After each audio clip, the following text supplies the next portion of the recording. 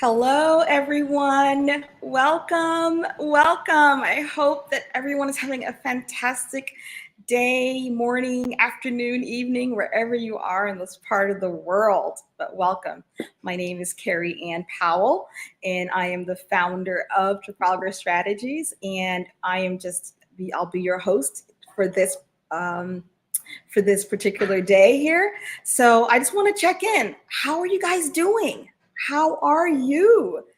Um, we are really excited to have you today. We're doing a sales and marketing process mapping um, for exponential growth workshop today. We're going to come in, spend some time, focus on your business, and really kind of dive in to the things that we think are necessary for your business to thrive. All right. So if you registered for this, you're in the right place. If you are seeing this and you're thinking, what's happening over there? And you want to come in and you have a small and medium sized business that could do some help with optimizing your sales plan and sales process, it's the right place to be. All right. So tell me something. Where are you logging in from? I'd love for you to put in the chat. Where are you logging in from? What is your company name? And what does your company do for your customers? How do you help them? Because that's the good thing about owning a business, that you can come up with some really great ways to help other people. So we're going to sort of be really live right now and put in there the chat. Where are you logging in from? What is your company name and how does it help your customers? Go ahead and put in the chat right now. We're going to pause a bit. This is where we're getting, a bit more warmed up. I know you've probably been, having sales calls today, talking to your team, doing a lot of work that would require you sitting down, or maybe you're up on battle away. So this will give you some time to kind of put yourself down and say, okay, I'm here. So Gay, is it Gay? I think your name is, or you're from Portland, Texas, and your company is called Callaway Resources. And you help with identity theft services. Praise God, because I'm telling you, that is a need right there. So let's say hi to Gay, everyone. Karina, she's Charisma Works. That's the name of her company. And they coach people in making people be better public speakers. Karina, can't we all just use that? Because everyone is afraid of speaking, right? So thank you for doing what you're doing, Karina, and thanks for being here. What else? Anyone else? Anyone else? Come on, put in where you're logging in from, what your company name is, and how you help your customers. How do you help your customers? All right. Hi, Ruby. Hi, Ruby. She's the founder of befittedbedding.com, and it's bridging bedding into the 21st century. And she's in Nevada, Sparks, Nevada. So bridging the bedding in the 21st century, I want to know what that means. But befittedbedding.com, if you want to check it out. Thanks for being here, Ruby. We're so excited to have you. Anyone else out there that's putting in where they're logging in from, what their company name is, and how they help their customers? Anyone else? Come on. We know that you guys have some really great businesses out there. So do a shout out. All right. Well, thank you for playing along, Ruby and Karina and Betty. So, okay. So we're here, right? So who am I? Since you guys introduced yourselves, let me introduce myself. My name is Kerry-Ann Powell. I'm a business strategist, and I am the founder of Trafalgar Strategies. So we know here at Trafalgar Strategies, right, that running a business can sometimes feel like managing a chaotic tornado. And, put a yes in there if you feel that way sometimes.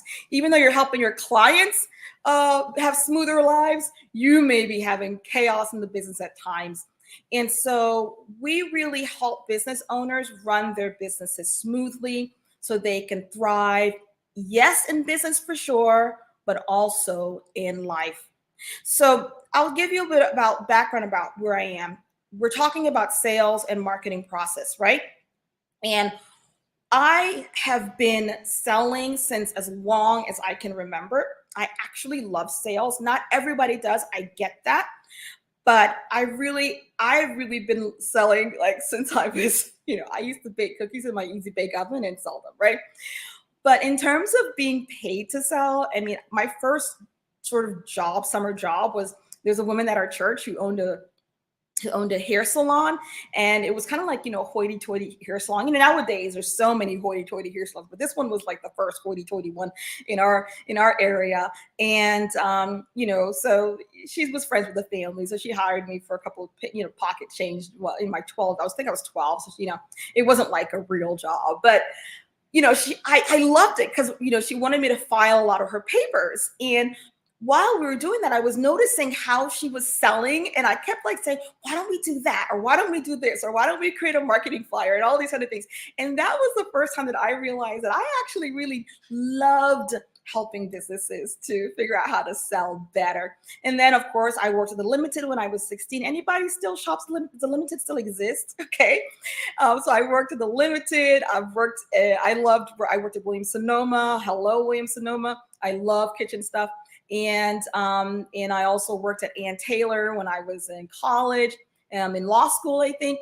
So, and I've always been sort of shown to be like the best sales associate, whatever, because I just really love having conversations with people about the things that I think they could actually get value from. And then, after college, I became a fundraiser and started learning how to ask for six-figure gifts and more. And then I began to, as I finished law school, I went to Washington, D.C. I was a lobbyist, and I became a fundraiser for the Washington, D.C. Martin Luther King Memorial on the National Mall. And I was a chief fundraiser, and we raised $120 million, me and my team. And that's when I started really asking for like multiple $1 million gifts, right? So my point is, you've got over 25 plus years of selling experience looking at you. So don't worry. I have your back, and we're going to get you through creating a process that works for your business, not for everyone else's business, but for your business. I have a short little video that I created about to help people who are hiring me to speak at their conferences to understand a bit of my philosophy on how I think it's important to have strategic conversations in small and medium-sized businesses. So we're just going to show you this video. It's like less than a minute. Organizers and hosts, particularly those that are catering towards industry, because they have to elegantly balance between the needs of the audience, SMEs, and Fortune 500s, and that is no easy feat. My area of expertise is in business strategy, and I work primarily with smaller companies. And I believe we have to first acknowledge that they have a unique set of frustrations that are very different even within the same industry. When I'm speaking, I like to carry the audience on a 3-step journey. I offer a bit of humor so they can begin to see that they're not alone in this topsy-turvy world of business that they're in. This peace of mind elevates them above the day-to-day, so they can begin to envision what their business could look like, implementing new strategies and ideas. And then finally, provide practical tools that they can implement immediately with their teams. I mean, in the end, isn't that what we're all here for? Looking for a way to thrive?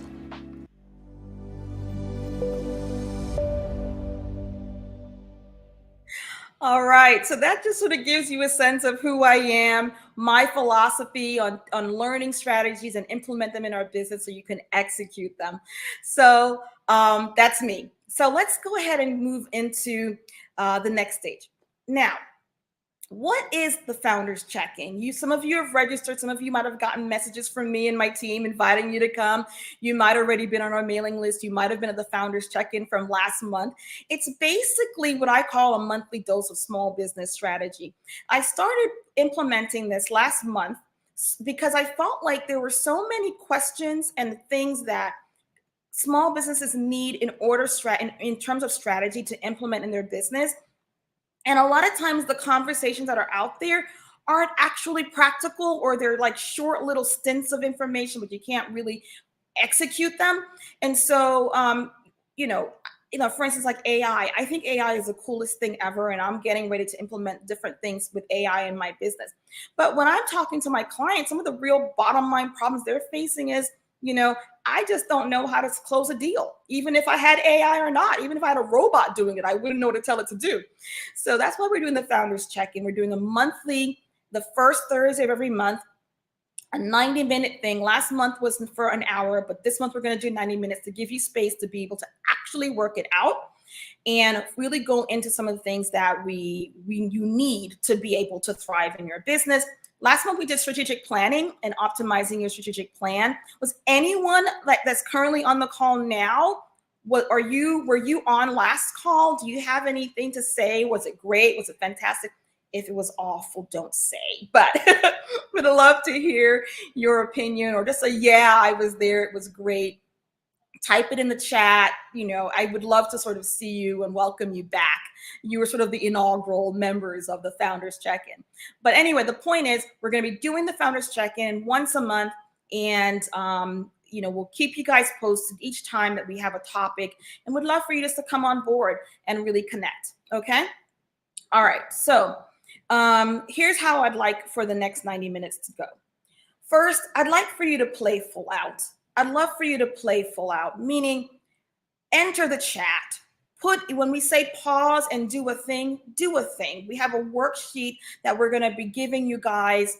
It's, by the way, what you're seeing in front of you is our sales template, our sales process template that's fillable, editable. You can delete and add, but I'm giving you this so that you can use it to start your own sales process, okay? And then at the bottom of the worksheet, you will have questions with the steps that we're going to be teaching you throughout the course, and the questions that you can ask yourself so that you can begin to build your own sales process.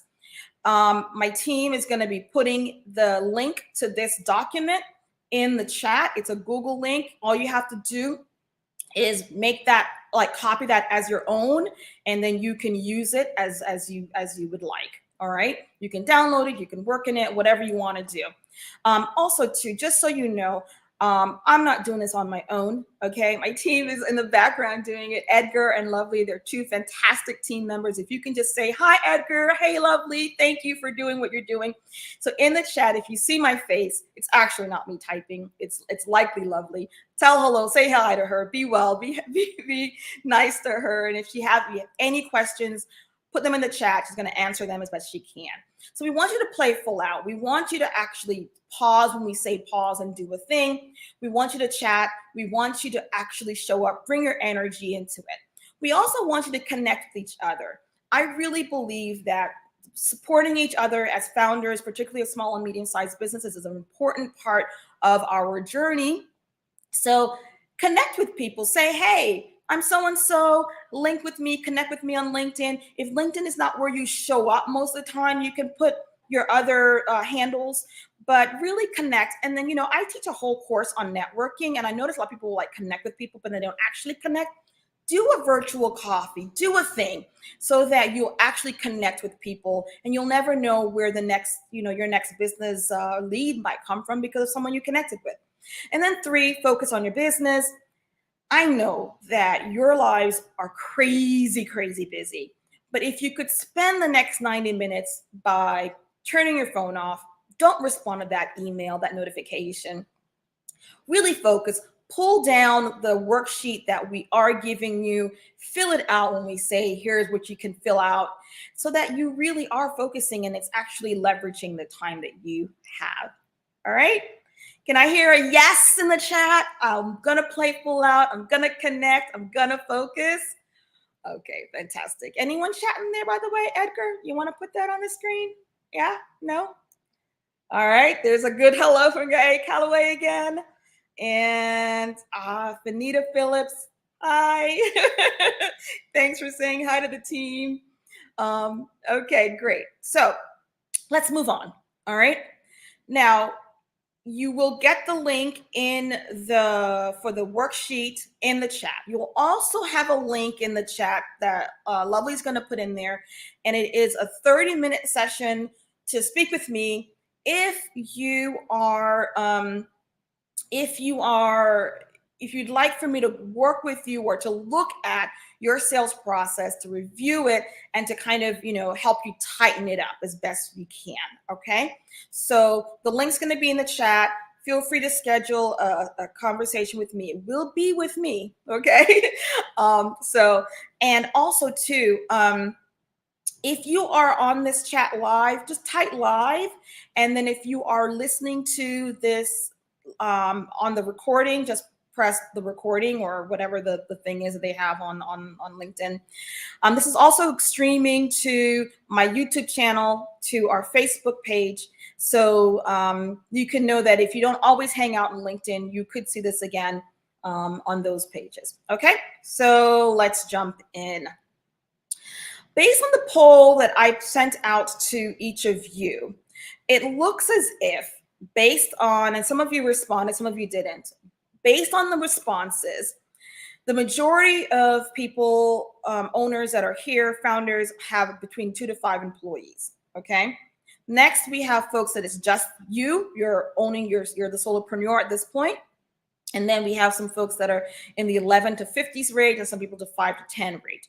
It basically means that everyone that has responded is small business, which makes sense because that's the type of clients that I primarily work with. But so we're all small businesses, which means the stage of your business that you need to be focused on right now is cash. This is just the business life cycle. That's where the focus is for your stage of business. Cash, cash, cash. Cash is the blood, the life flow in your business.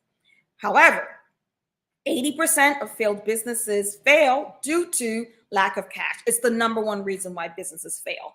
Not just small businesses, businesses. Okay.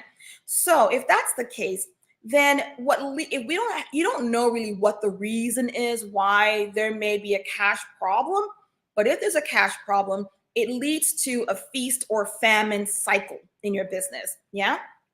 So, you guys know the process. Most business owners and most small business owners will report that they have a feast or famine type of cycle in their business.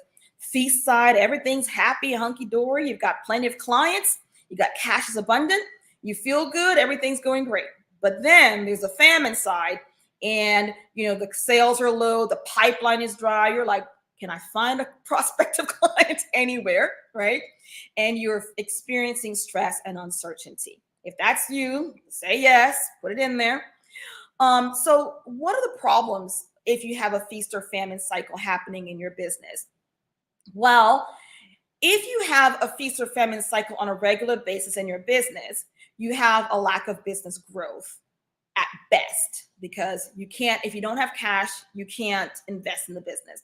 At worst, you have a business failure problem because you cannot pay your employees, your vendors, and eventually it will die. Okay. So those are the big problems. If any of this feast or famine cycle description is you, just put that in there and say, yep, that's me. I understand it. I experience it. It is me. Now, here's the thing though. Most small businesses at some point in time experience moderate ups and downs in sales. So if you are having a moderate up and down situation, then it is what it is. It's a part of it, but it's moderate. And I'm talking moderate to less than moderate. But if you are having inconsistent sales on a regular basis, it is a critical sign that your business is in trouble. So what do we do with that? Okay. And if you can think about why, so remember, there are many reasons why you could be having an inconsistent sales problem. It could be a product market fit. The business model might not be working. It could be any of those other fundamental reasons. But let's assume, because we're talking about sales, that it's a sales problem. Why do you think you're having a sales problem? Just off the cuff, if you think about the business, what do you think the reasons are? And again, look, playing full out right now, okay? Everyone's here trying to just become a better business owner. So just if you could think about, type in the chat, what do you think is the main reason why you may be having an inconsistent sales problem in the business? I'm going to give you a second to kind of think that through and put it in the chat. And then Edgar, if anyone pops in, just pop it up and let me see.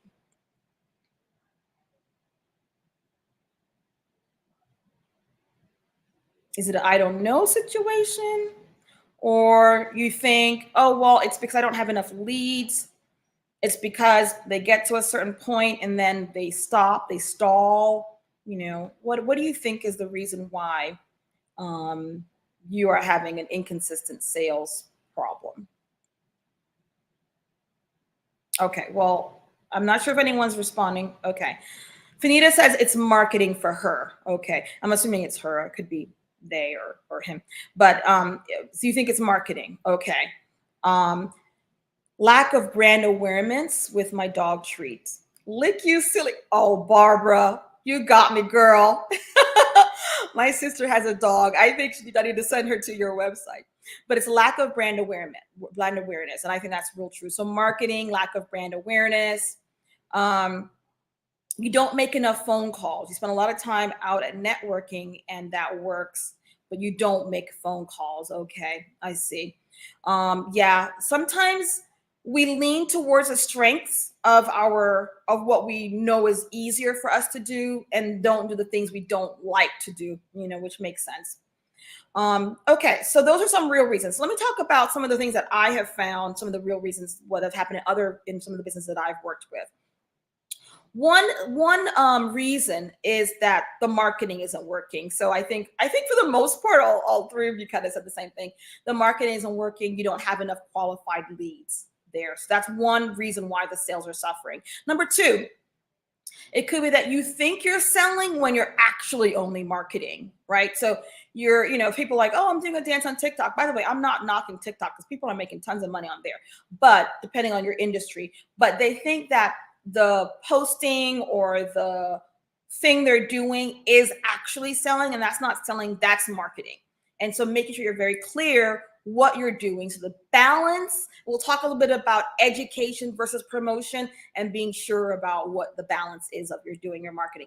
Number three, targeting the wrong buyer. So, Barbara, I think you had that cute lick you silly a dog thing. You wouldn't be targeting people who have cats, right? So obviously, you're a savvy business owner, but sometimes you'd be surprised that we target the wrong buyer. And if you need to get a little bit more like concrete about in your marketing plan. By the way, we're not going to go into your marketing strategy on this call, okay? But we're going to look at the process of how you do your sales process. So like identifying who are the people that really do buy your sheets, for instance, in the bed fitting sheets company. What is it? Are there people that are recently married that have an income between this and that, and they live in this area?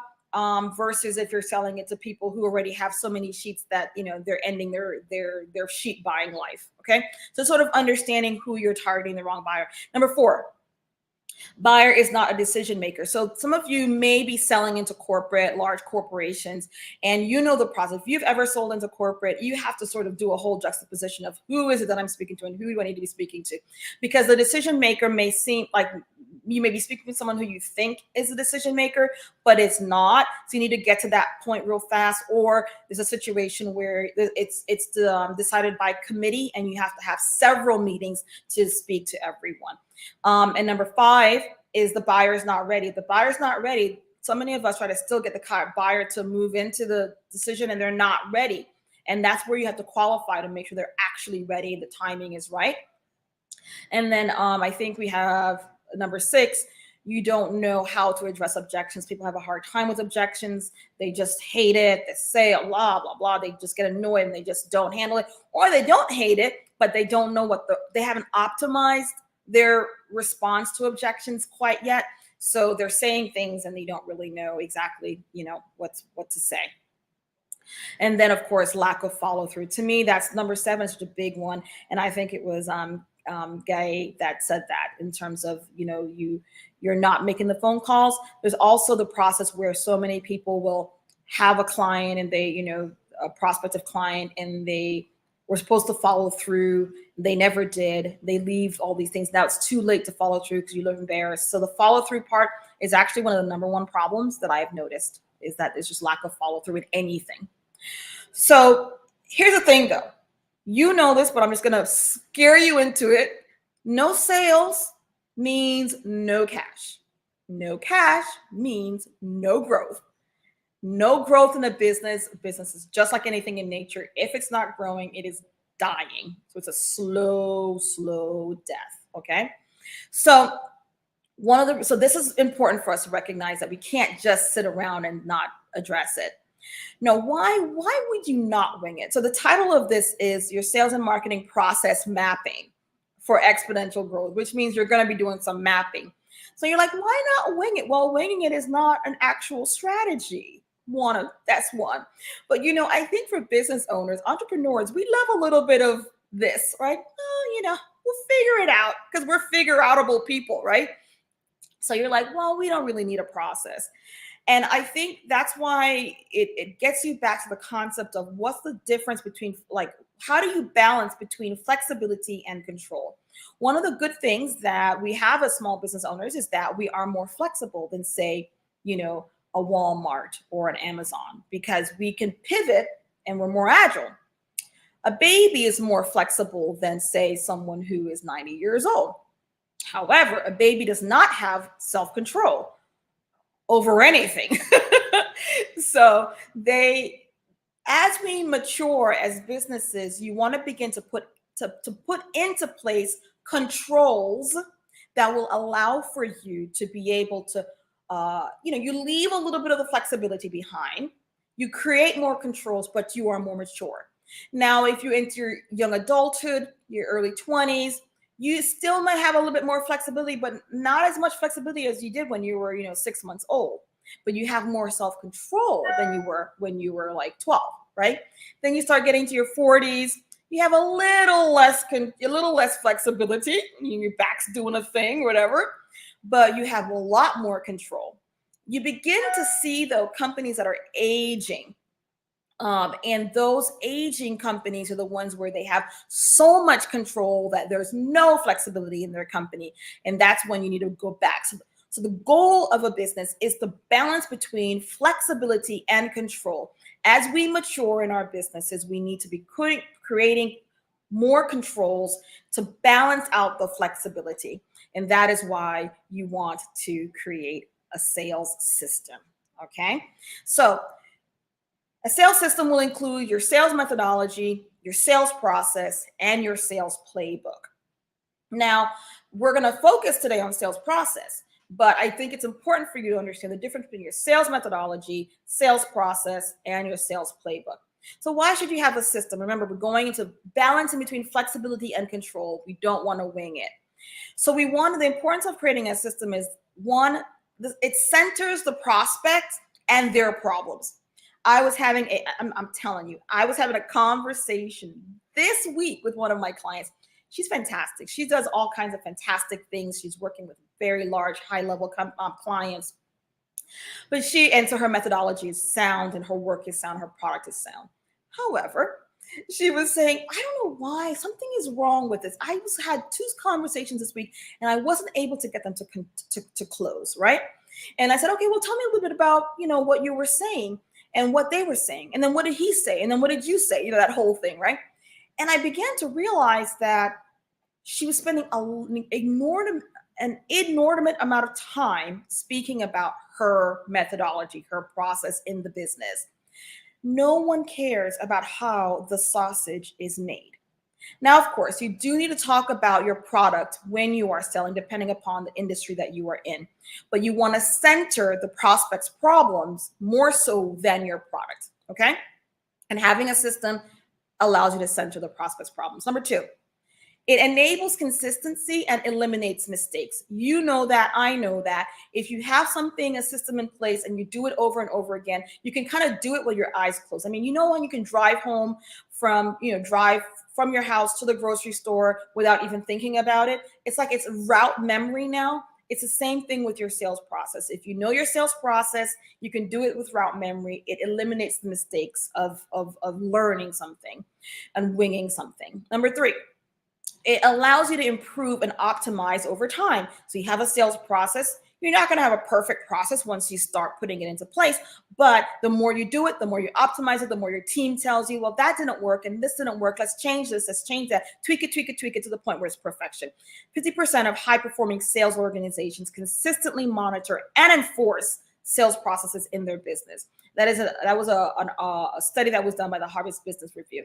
I'm telling you, it works, it works, it works. Number 4, it fosters accurate sales forecasting. Excuse the misspelling there.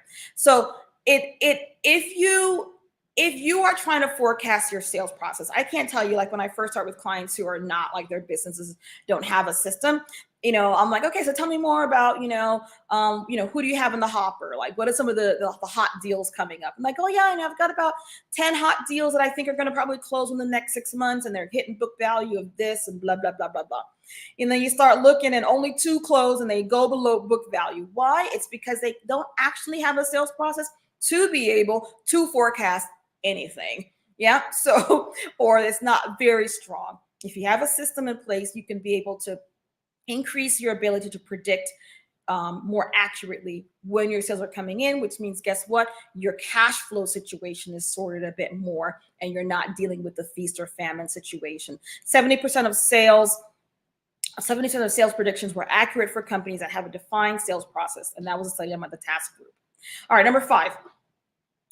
It removes the stress associated with improvising. Okay. So I know, again, we're a little bit, entrepreneurs are a bit crazy bunch of people, right? We love a little bit of this, but there is some stress in improvising. And there are some personality types in your business if they're doing sales for you.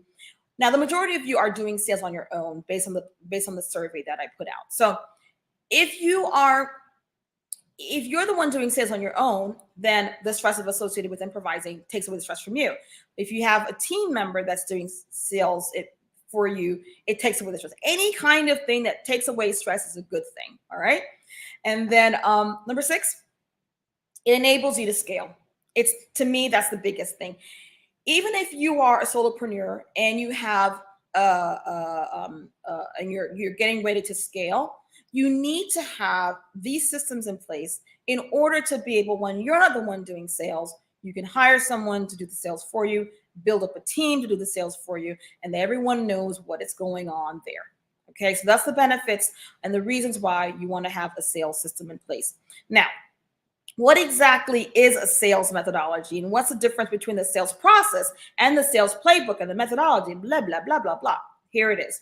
A sales methodology is simply a broad philosophical or like set of principles, yes, that can inform you how your sales process is built and conducted. There are many different philosophies out there and many different methodologies out there. Different people subscribe to different ones. Here's a few of the more popular ones. You can Google them. And the point here is, it is the way of being of your sales process. It depends based on your industry. It depends based on your product, your client, even what country you're in. A lot of these things work differently. Now, there are some common themes in them, but for the most part, you want to select a process, a methodology that fits your business, and train yourself and your staff on that methodology, or create your own methodology, but make sure you know what the philosophy is on your sales process. We do gap selling here in the Trafalgar Strategies.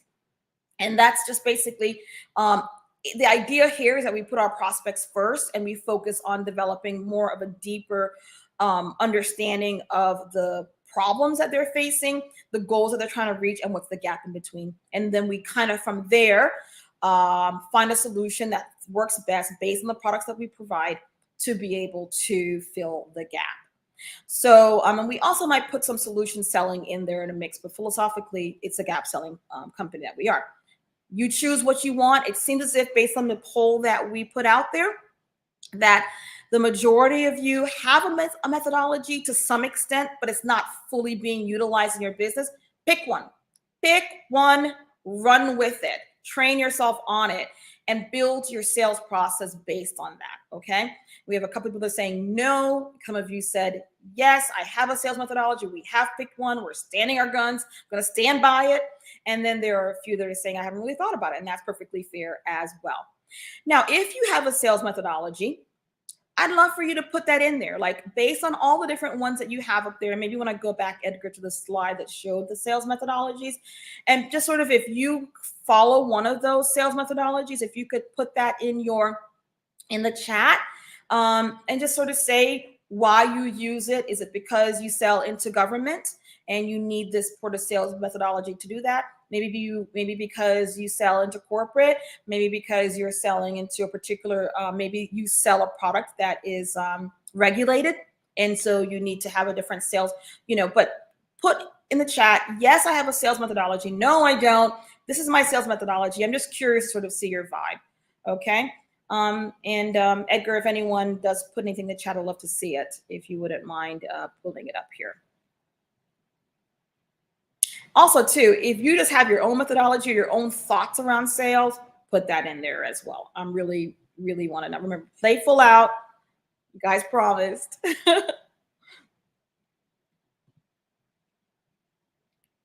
Okay, so let's go ahead and move on. Sales process. A sales process is the explicit steps that are taken at each stage of the buyer's journey to get your prospects from one step to the other and eventually to convert to a paying customer. That's the sales process. The difference between a sales process and a sales methodology is, guess what? Specificity.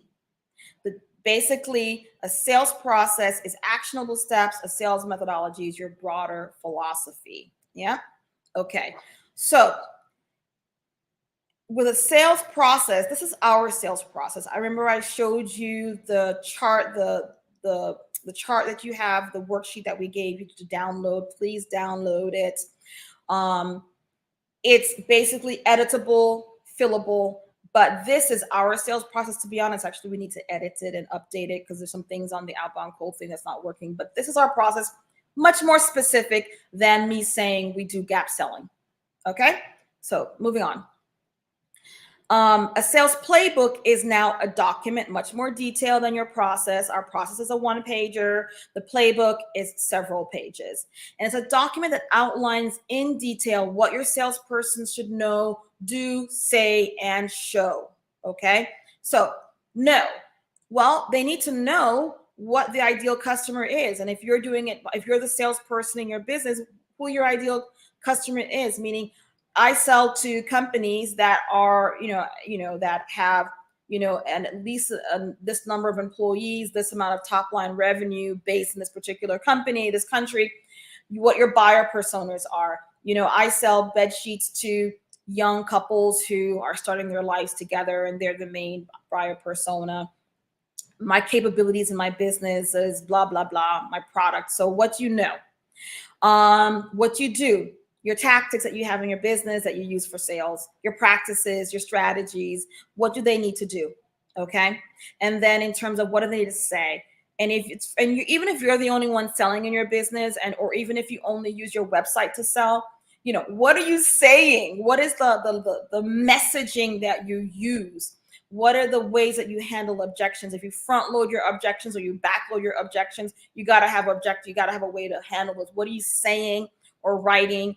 What are the talking scripts? What are the questions? What are the stories that you share? That's the saying part of it. And then, of course, there is the showing part, your whiteboards, your graphics, your videos, your demos, all of your case studies, all the things that you show when you're in sales. So that's your playbook. It's going to have all the details that are going. So it's much more detailed than your methodology and your process, but it's kind of the way that you actually do the thing. Okay, it's how you stuff the sausage. All right. So 2 things to consider when we start thinking about the 4 steps to do your sales process. 1, sales and marketing alignment, and then 2, your buyer's journey. Okay. Now, sales is not marketing. Marketing is not sales. We know that. Everybody knows that. But we often don't really know. It's a weird dance between sales and marketing, right? Back in the day, sales and marketing were like, oh, that's sales. Over there is marketing. We don't hang out with them. Marketing builds awareness. Sales converts those leads. We know that to be true. However, in a small business setting, I really believe that the thought process around smarketing, I don't know who came up with that word, but the word's out there in the universe. It's really the alignment of your sales and marketing in a way that when you're creating your processes and you're thinking about your processes and you're thinking about the steps in your business, to making sure that it's aligned well. Okay. So we're going to be thinking about that. There's going to be a fundamental underlying tone to it when we are talking about how to do your process. Now, I asked the question in the poll that I sent out to you guys, which of the following statements is most accurate? Okay. Most of you said that your sales and marketing efforts are part of one system or in the same team. So you guys are ahead of the game. And I love that. Some of you are saying my sales and marketing efforts are separate, but my team communicates with each other seamlessly. Hallelujah. That's what I'm talking about. Alignment. Some of you are saying my sales and marketing efforts are separate in my business. Now, I don't know, that could be that they're separate and never the twain shall meet. You maybe you might outsource your marketing because the business that you do is more like, you're using sort of maybe billboards or different types of things, depending on your product, right? But regardless to say, as a whole, as the business matures, the sales and marketing do separate more, but I still think it's important for there to be alignment in that. Okay. So we're going to be speaking about it in the sense of as a small business where it's more connected than separate. And then the other fundamental thing I'd like for us to think about is buyer's journey. Look, back in the day, if you're anywhere over the age of 35, you remember your parents would go to a dealership to buy their car, and Joe down at the dealership would show them all the new fancy cars that are out there that have to test drive all these cars. You're going to tell them all the specs. They give you a little sheet of paper to see all the specs in the car. That is not the way people buy cars right now, right? Everyone knows where they're going to buy a car. They know all the specs before they even get down to the dealership. My mom bought a car the other day, and we just basically walked to the dealer and said, we want that car because we'd researched that specific car on their website. We knew we wanted it. We went there, we bought it. It's cut everything down. So the buyer's journey is way more important now than before in sales. And if you're not thinking about how your buyer's buying, you are losing money on the table. You're leaving money on the table, and you don't have a good sales process. So there are some three main steps or stages that buyers go through when they are thinking about buying something. There is the awareness stage, there's the consideration stage, and there's the decision stage. Those are the three stages. We're going to go into more detail in them further on down when we're in step 2 of creating your sales process. But in the front part, I just wanted you to think about sales and marketing alignment and your buyer's journey as you dive into your building of your process, your mapping your process. So how exactly do you start a sales and marketing process? How do you start that? And some of you said you already have a sales and marketing process, but how do you actually start? So like we had 57% that says they have a sales and marketing process, a sales process to some extent, but not fully. So here we are. We're going to try to we're going to try to tighten it up. Okay. Some of you already said, no, you don't have a process. And then some of you said, yes, you do, but as a smaller number of people. So I'm going to assume that you have a process that is in your head, because you wouldn't be in business if you didn't have some level of a sales process. Okay. The thing is, it's not really a process. It's kind of a thing that you do. So I'm going to just come from this. Like, you already have a sales and marketing process in your head somewhere. The goal here is to get it out of your head. So how do you get it out of your head? Well, first you interview your sales team or yourself. And if you don't have a sales team, you need to interview yourself. You might be difficult. Like, how do I interview myself? Because like there's some things that you have in your head that you already like know it, but you don't know how to actually teach it. So if you can't pull it out of your head, have a friend come and sit down with you, buy them a meal, and have them ask you some questions while you record, and just have them ask as many questions. Because you want to do it with someone who doesn't know your business. Like, just ask and ask and ask and ask. You want to make sure that as you're asking, that the more confused they are, the more that you're going to be answering the questions, and you'll get it out of your head. Oh yeah, they call, and then what do you do when they call? Well, we first have to kind of ask them, like if you're an exterminator, they call because they have an exterminating problem. I have to first find out what exactly the bug is that they're exterminating, then we kind of do a thing, we visit just to make sure. And then we do this thing. And before we do that, we have to do this, right? Get it out of your head. First things. Second, you step into your customer's shoes. Get out of your head now and get into your customer's head. So what did they, when they responded to that email, like, or didn't respond to that email, or they liked when you said this thing, sort of get into their shoes and figure out what it was that your customer does and did that made them say yes to you by just imagining what they did. Okay. So remembering and recalling the things that really make sense when they get excited about, oh my gosh, look at these sheets, or oh my God, you can completely eliminate my identity theft problem. And that's when they say yes, right? Whatever the thing is, you do the thing and you write that down as a process. And then you excavate any of your stall sales. So people that came to your website, dropped, didn't buy, figure out where they went along in the process. If you were having the conversations, you had a preliminary qualifying conversation, they seemed excited to go on with a robust other conversation, but then they ghosted you. Then you want to find out, like, what part where did they start stalling? Where do you think when did they cancel the meeting? Did you send something over then they stopped calling? Like, what was it? Excavate those stalled sales, and then examine lost sales. The difference between a lost sale and a stall sale. A stall sale is they ghosted you. Lost sale, they told you that they're not going to hire you. They're going with your competitor.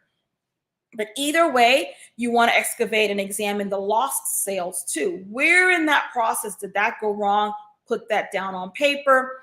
And then number 5, you want to ask your customers why they said yes. If your customers love you and if you're delighting your customers, they are so excited to tell you why they bought your product, right? It's like, oh man, I was excited to know that the Lucky Licks or whatever your company is, Barbara, has, organic stuff for dogs, or maybe, the sheets finally fit the way that I could make my bed easy, or I realized I could actually have my identity theft, whatever the thing is that they told you, that's what you're going to go with. All right. And then, well, oh, we said these words when we said it, or we showed her the thing and she said yes, or we gave them a statistic and they said yes, right? So, okay, there we go. You get it, yeah? So here's step 1 in creating the process. You can start anywhere. This is where we start. We start at the buyer's journey. In my opinion, that's where you need to be because those people you're trying to convince. So the buyer's journey. Here, we talked about awareness being the first stage, okay? And under awareness, we have general curiosity, and we also have acknowledged pain and commit to change.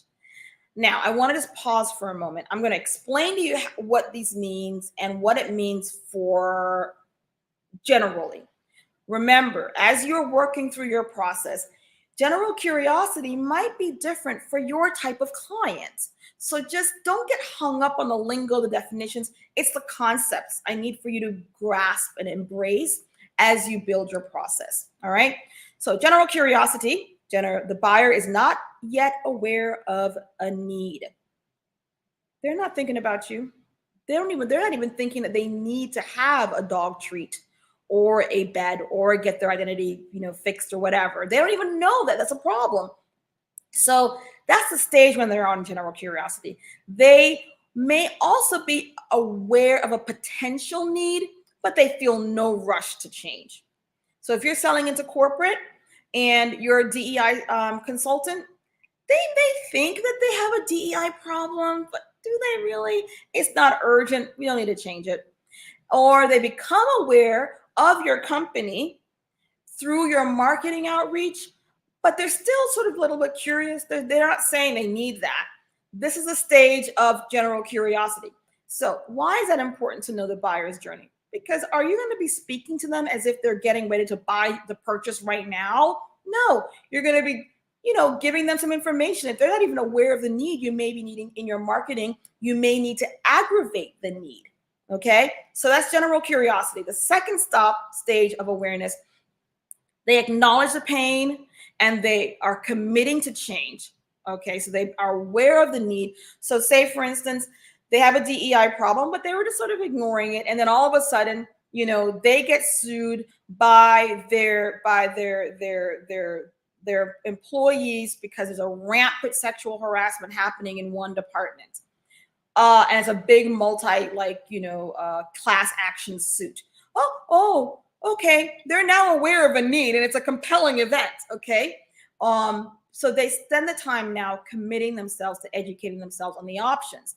Just because they're aware of the need and they've acknowledged the pain and they're committed to change doesn't mean that they decided that your solution or the solution of your industry is the solution that they're going to be using. They're just saying, oh, we have a problem. Let's start looking to see what the solution could be.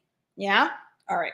Consideration is the next stage of the buyer's journey, exploring the solutions and committing to the solution. Exploring the solution. So now they've realized they have a problem. Now they begin to engage with different companies. They engage with your company. They engage with another company in your industry. They may engage with another company who has a different solution that's not your solution. The point here is they're trying to determine if the solution that you give, that you are presenting, is a solution to fix the problem. Okay. So you think about like back when COVID hit and we had to work at home. Okay. Some people didn't have home offices. So they were thinking, okay, what's the best, they may realize they have a need, but they're thinking, what's the best type of solution? So they may look and consider having a she shed in the back of their home, right? To create a safe office.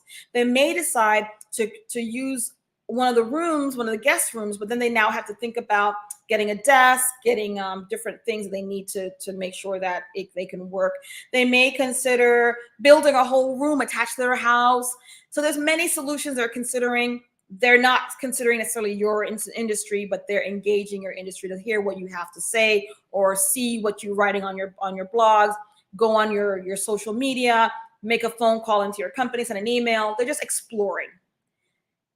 Commit to a solution. They've decided now, yeah, okay, I definitely need to build a she shed in the back of the house so that I can have an office out there.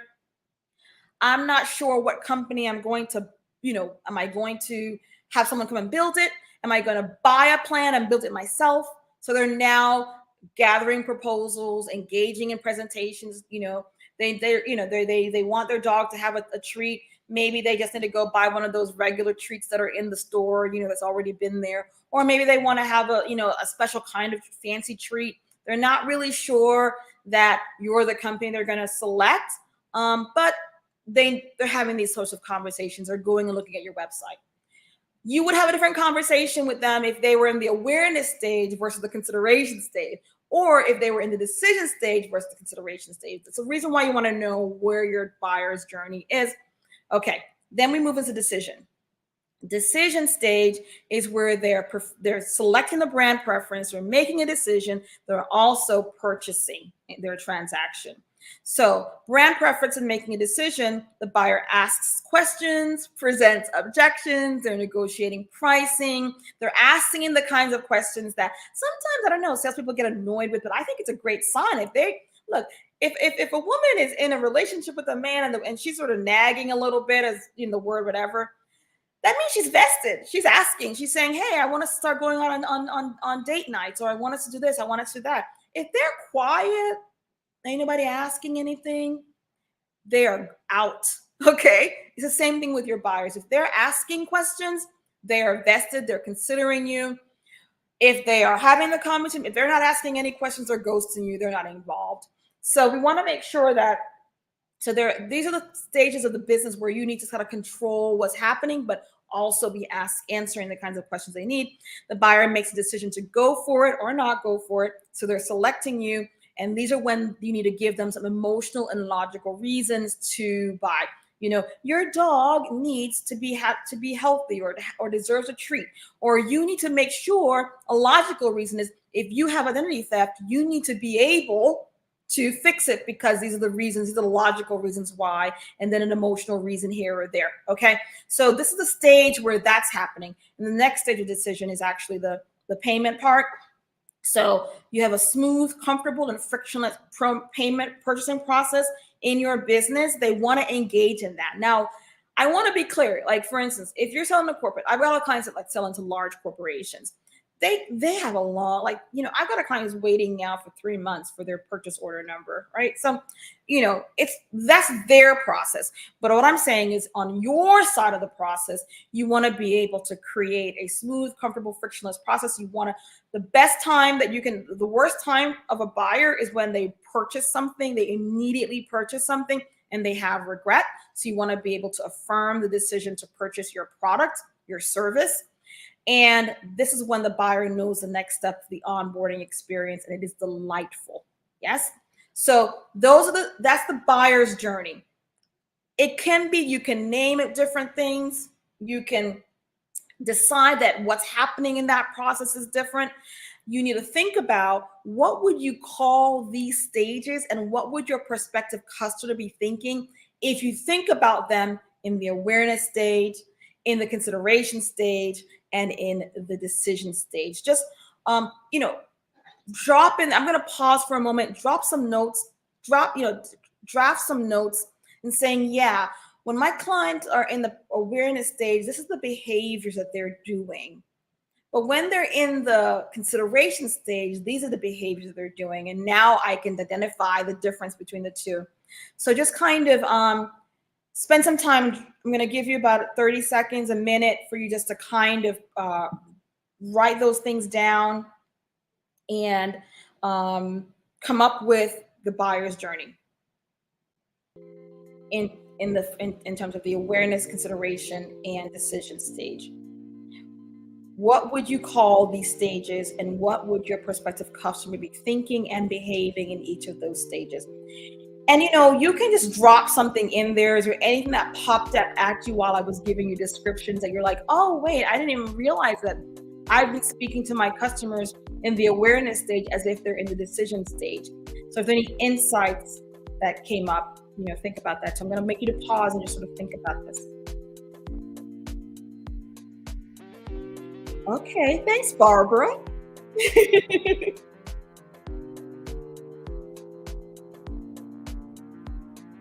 Yes, good times are coming. I love it, Ruby. Yes, Rome was not built in a day. Thanks, Karina. I appreciate that. Thank you. And I actually trust that, because you're a public speaking coach, Karina. So following up on business cards, following up on those I meet, networking. Yes, gang. Absolutely. The follow-up part, I mean, it's crazy how we lose so much by just not following up.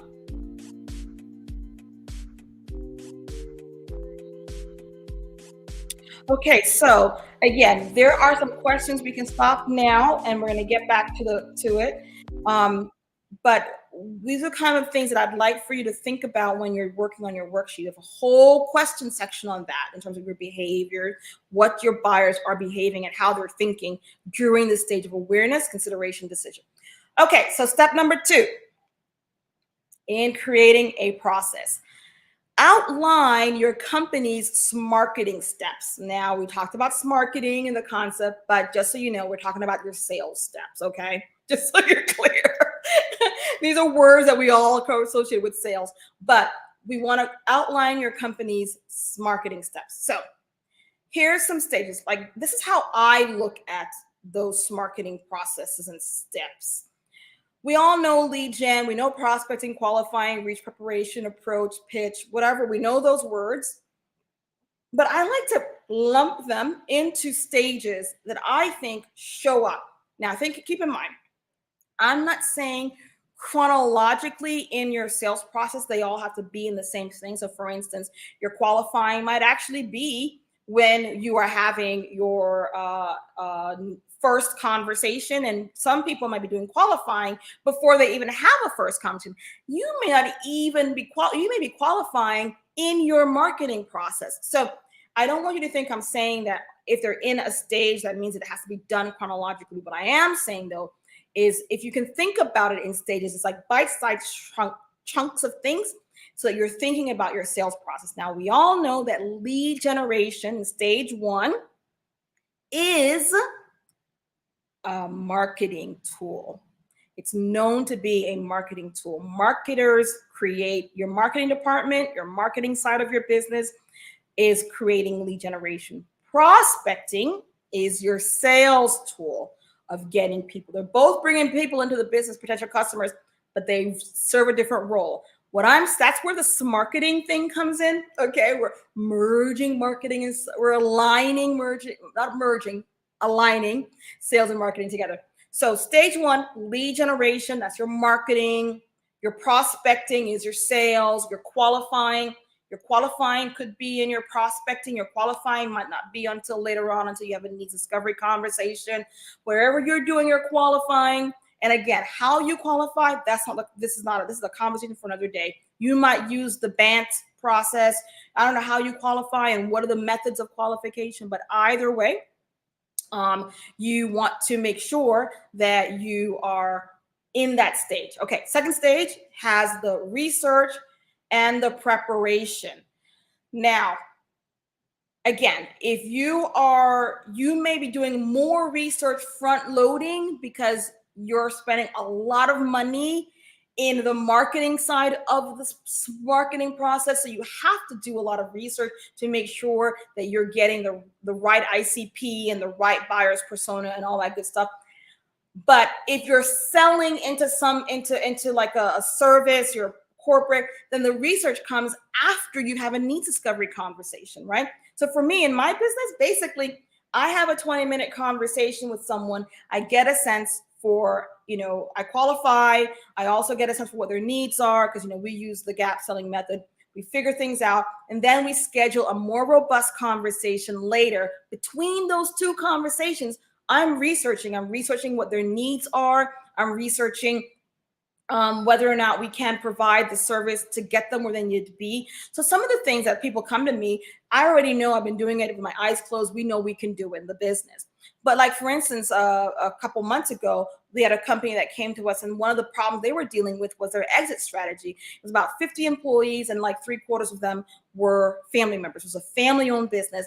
The older generation was getting ready to retire, but they needed to create a structure where, one, can they be able to, pay themselves when they retire? Two, who in the young generation is going to be running the business? So I hadn't really done a lot of succession planning with companies in that type of a structure. So I just wanted to make sure we had the capacity, make sure based on what the conversation was we had with them in the initial qualifying conversation was actually something we could do.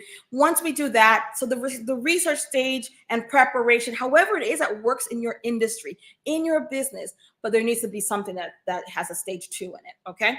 Stage 3, it's the approach, okay? It's the pitch, it's the present, it's the co-create, it's the whatever you call it, okay? But it's the way where you say, we know your problem. We have a solution for your problem. Here you go. We can either co-create it together. Here's a solution. We've got cat and dog treats, right? And that's where you have the objection handling. Again, you can front load the objection handling, back load it, doing while you're doing it. But that stage 3, that's where you're approaching them, you're pitching them, and you're handling the objections.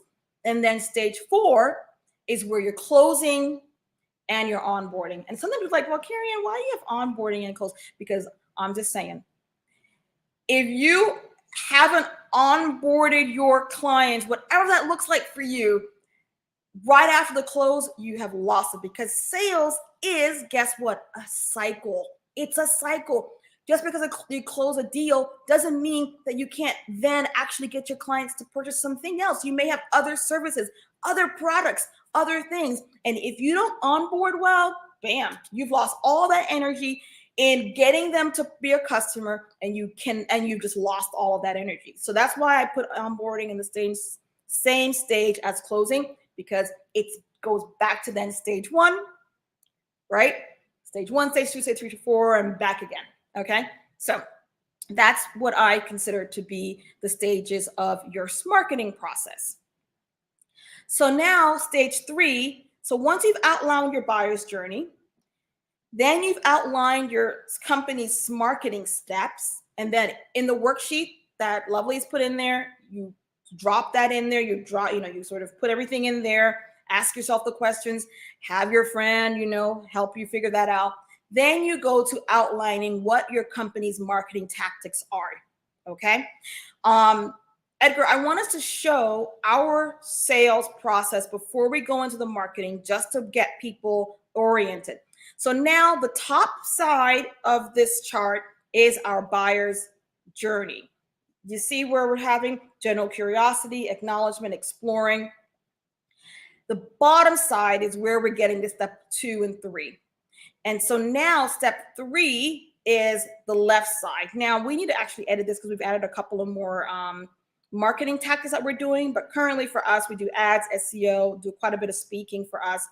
RAC is our relationship action plan. Our deal force, we brought our cold emailing back in-house, so we no longer work with that. And we do some other things as well. So on the left side is where you want to think about your marketing tactics. Okay, now back to the list again. Sorry, Edgar.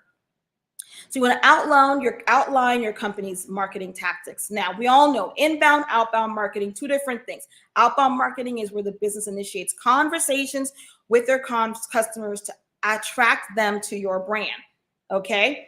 Inbound marketing is where your customer initiates a conversation with you as a result of the activities that attract them.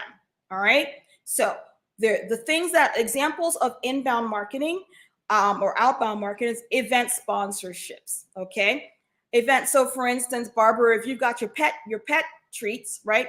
You'd want to go to maybe a veterinarian's conference or something, or maybe a pet lovers conference where you might decide to sponsor that thing. That's an outbound marketing. Okay. If you go to trade shows and events, or maybe if you're selling sheets and they're prime, you may want to go to a bridal show or wherever you think young couples might be to buying sheets. Or maybe if you're doing the identity theft stuff, you might want to go to, legal conferences where lawyers might be representing, or maybe people who are dealing with other things. So outbound marketing, yes. Inbound marketing, you have a white paper that you've written about the importance of cleaning up your identity theft problem. You may have a case study. You may have videos. You may have fun videos on Instagram about pets loving your treats. Whatever that's your inbound marketing. Your outbound marketing, your inbound, we all know it, but I'm just reminding you of it so you don't forget. So list now, what are some of your marketing tactics in the chat? Drop what it is that you're doing in the chat. What are some of the tactics that you currently use in your business right now that are, out, and put it like, this is what I use for outbound. This is what I use for inbound. And I'm curious to see if you think that you don't have a good mix of inbound, outbound, say that. But put in the chat, what are you doing for inbound marketing? What are you doing for outbound marketing? And by the way, a lot of people right now are trying to tell you, oh, outbound marketing is not really a thing. It's old fashioned, it's old school. Not true. Not true. Don't buy that at all. Inbound and outbound marketing still is a thing, and it still is bringing a lot of people, lots of resources in their business, and it's getting ready to be close. It allows you to reach out to your client in your customer in a way that you can't with inbound. Okay. So anybody's chatting, Edgar, around what their marketing tactics are?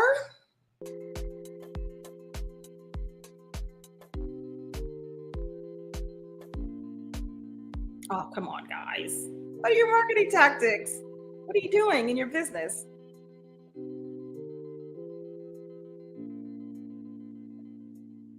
Think about it.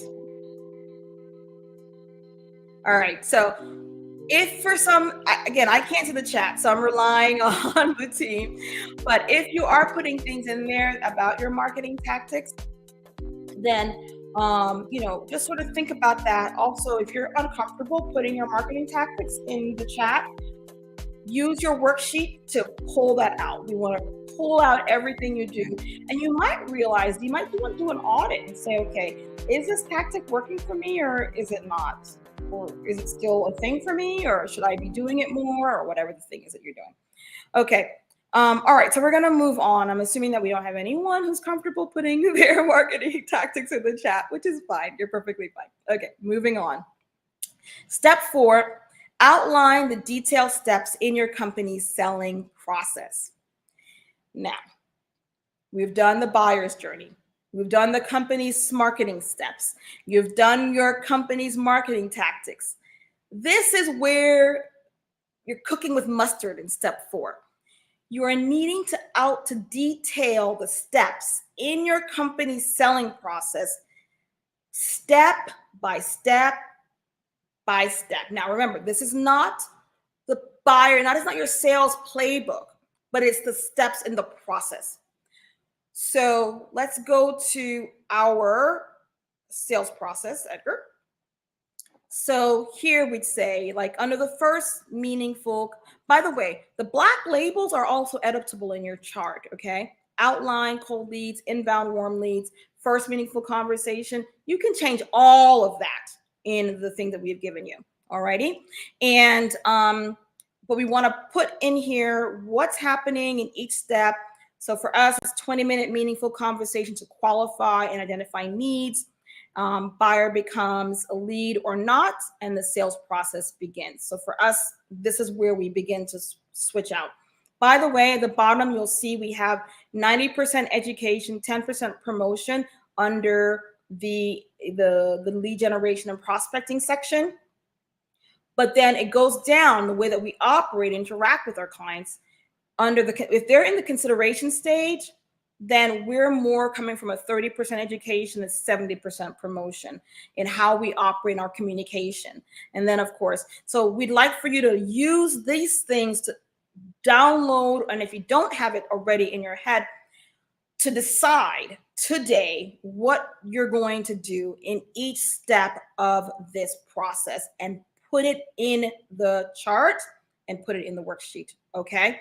So if you're trying to figure out what it is, I want to refer you back to how to figure out your current sales process.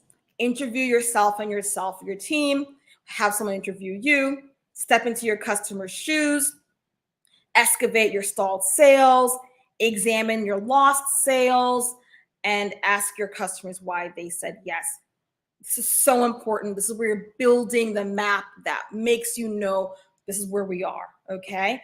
So get back to step 4 in building your sales process. No, I'm sorry, back to the to how to build a sales process.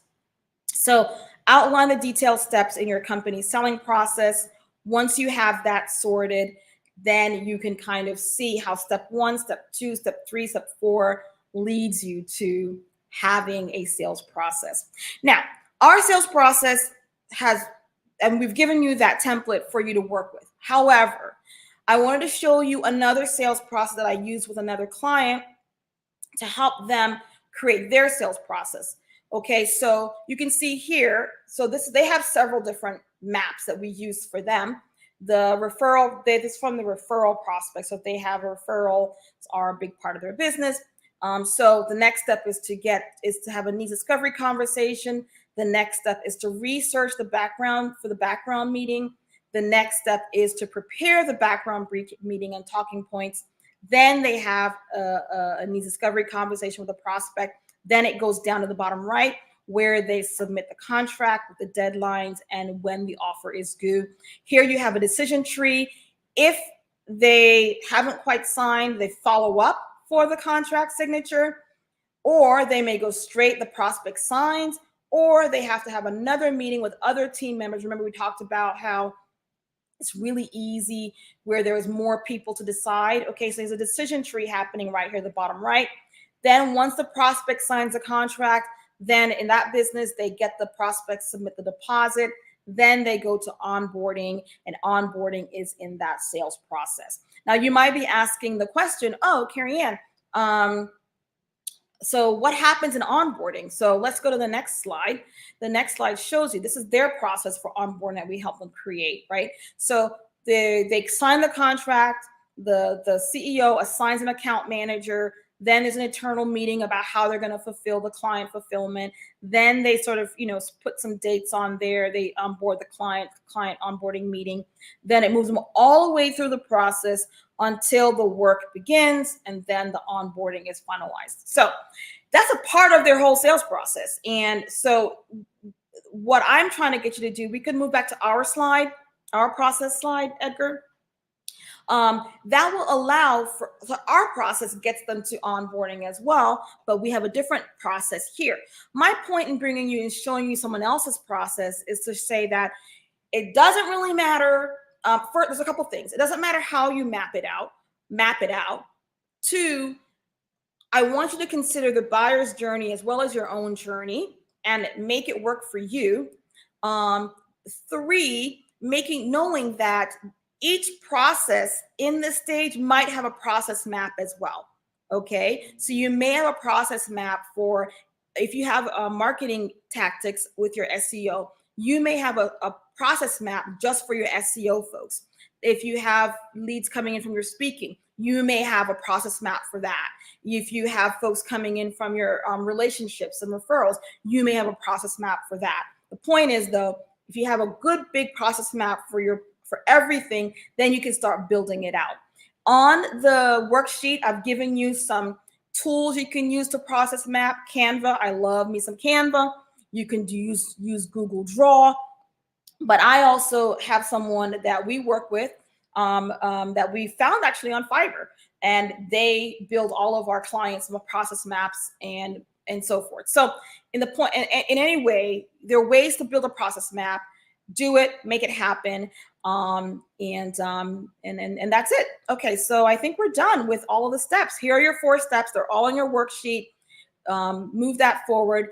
And I guess the next thing I'd like to say is if you have any questions, this is a good time to put those questions in. So do you have any questions? And see, I'm finishing up a little early.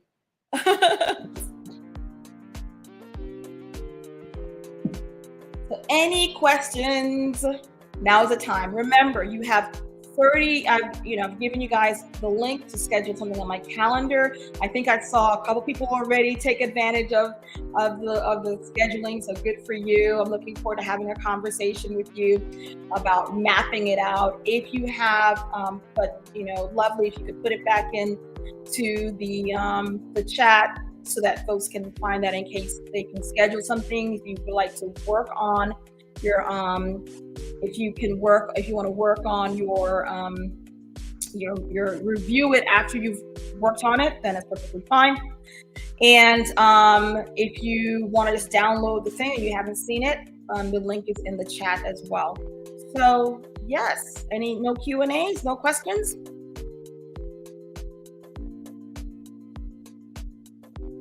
I'll give you some time to write them out.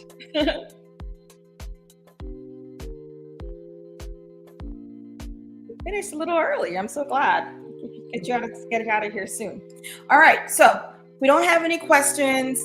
Then we're going to go ahead and assume all is well. Remember, we do our founders check-ins the first Thursday of every month. I hope to see you at the next one. We're not sure exactly what the title is going to be. Actually, if you think, I've thought about maybe doing a sales playbook class where you can figure out how to create a sales playbook for yourself. If you think that might be helpful for you, put that in the chat.